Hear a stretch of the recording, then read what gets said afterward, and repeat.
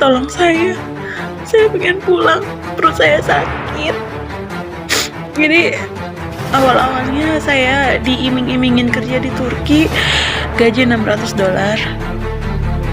Tapi saya setelah mendarat di Istanbul, saya dibuang ke Suriah.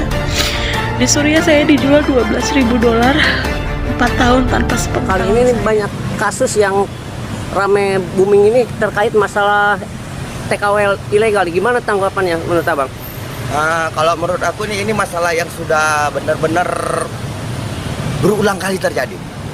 Karena apa? Karena ada faktor-faktor pembiaran. Pembiaran yang dilakukan oleh negara. Karena gini, kita melihat kasus-kasus perdagangan manusia ini sudah sangat klasik, bahkan sudah sampai dibuat undang-undangnya. Tapi pertanyaannya sampai hari ini, di mana perusahaan-perusahaan yang pernah ditangkap? Yang sampai di bawah itu, sampai hari ini saya juga nggak melihat gitu loh, ada keseriusan dari pemerintah untuk menghentikan TPPO atau yang sering kita kenal perdagangan manusia. Perdagangan manusia ini terjadi karena faktor pembiaran, mana ketika minimnya lapangan kerja di sini, rakyat berlomba-lomba mencari penghidupan untuk mengentaskan kemiskinannya sendiri, sehingga banyak yang tidak paham menjadi korban dari trafficking perdagangan manusia itu sendiri. Di sisi lain kita melihat Jokowi ini presiden paling berhasil mengentaskan pengangguran dari Cina sana. Pengangguran Cina itu diberikan karpet merah di negara kita, sementara rakyat kita menjadi korban perdagangan manusia dan itu dibiarkan. Dan kita melihat berulang kali perdagangan manusia. Dulu sempat booming kasus perdagangan manusia yang ada ke Cina. Kalau nggak salah itu dulu kasus Sylvie. Belum lagi kasus-kasus yang lainnya. Tapi sampai sekarang ada perusahaan yang ditangkap? Adakah oknum yang ditangkap? Kalau ada yang ditangkap itu cuma lip service semata. Karena apa? Karena fakta sampai hari ini perdagangan manusia itu marak terjadi, bahkan semakin menjadi-jadi.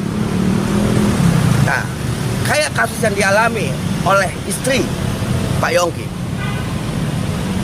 Ini kan karena iming-iming mau bekerja di Turki, bla bla bla bla. Tapi yang terjadi adalah dia dijual ke Suriah. Seharusnya perusahaan-perusahaan perempuan ini segera ditutup karena banyak modusnya. Kayak kemarin kita coba modus, ada yang modus seolah-olah diberangkatkan wisata lah, diberangkatkan umroh lah, bla bla bla dan lain-lainnya. Banyak modus-modus yang terjadi. Modus-modus inilah yang tidak juga dibongkar.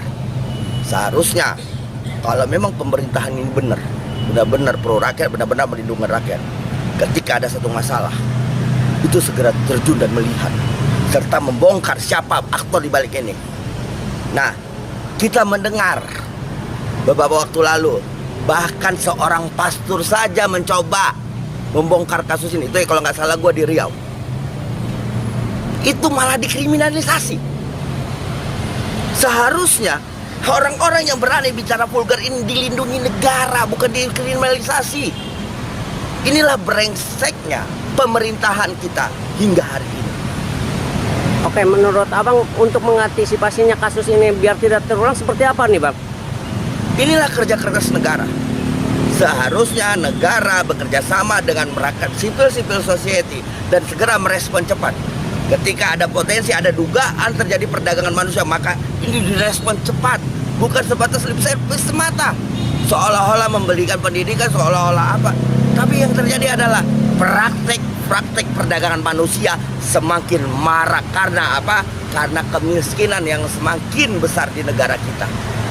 Ini faktor dari kegagalan pemerintah dalam menciptakan lapangan kerja bagi rakyatnya. Kegagalan pemerintah dalam memberikan kepastian untuk berkehidupan yang layak bagi rakyatnya. Maka dari itu pemerintah seharusnya hadir. Karena apa sejatinya? Agar masyarakat tahu bahwa sejatinya pemerintah itu hanyalah pembantu kita. Karena apa? Karena pemerintah itu kita fasilitasi, kita biayai, kita gaji dari pajak-pajak yang dikutip dari kita. Dan sialnya pajak-pajak yang kita bayar dengan sungguh-sungguh malah untuk memperkaya dan memberi kemewahan bagi para pemangku jabatan. Inilah brengseknya.